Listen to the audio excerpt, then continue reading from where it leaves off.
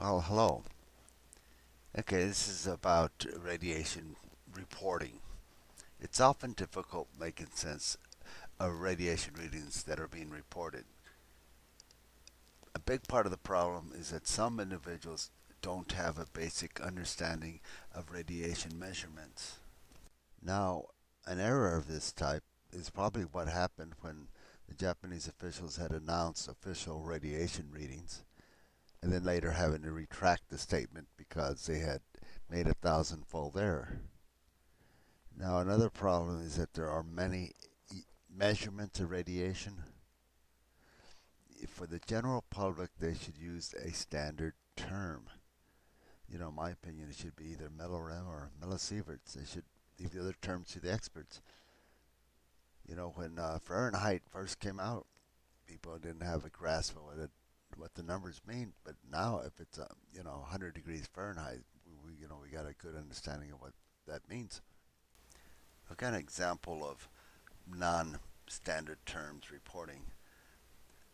I believe it was last week, the EPA reported a reading in California of zero point zero 0.01 capital BQs over M3, or in other words, zero point zero 0.01 disintegrations per second per cubic meter. It's like, oh, okay, fine, but what does that mean to the general public?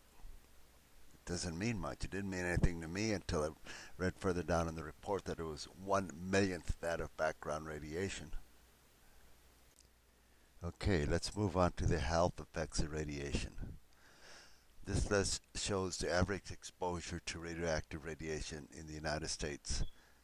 The background radiation, that's the stuff that comes from natural sources, and it varies from place to place. Some places have a lot of radium in the ground or in the drinking water, and most of the man-caused exposure, those sources tend to be for most people it's medical treatments and high altitude flights, and that of course varies from person to person and what type of work you do. If you work in an X-ray lab, you're going to get a higher dosage.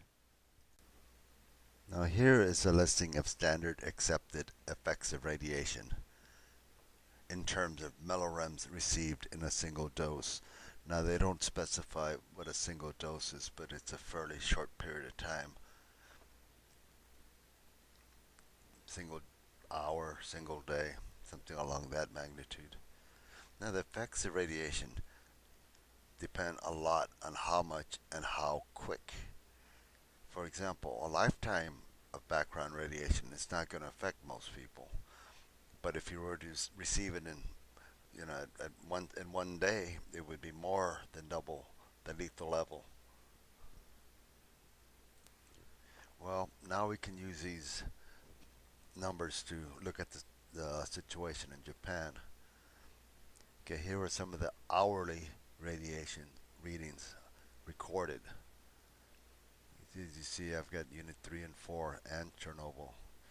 Now you can compare these hourly levels to the yearly average of 620 millirems here in the United States. Another difficulty is dealing with how much of that bad stuff is there out there floating around. This is a measure of volume as well as intensity. Okay, the units used to measure this are rather esoteric. Like a 3 Mile Island is shown as having released a total of 481. There's the abbreviation for that is BPQ of radioactive gases. Now, what's the volume of that? Is it a hot air balloon? Is it a fleet of dirigibles? You don't know. And the capital B stands for picocuries, which is a number you can convert to millirem. It's not a number that most people are going to have their fingertips with or are going to bother to try to find out. However, such a measurement can be useful for comparing different events. Like if they ever get a reading for Fukushima, which number should be much higher than this, then we could better get a hold of the magnitude of the situation.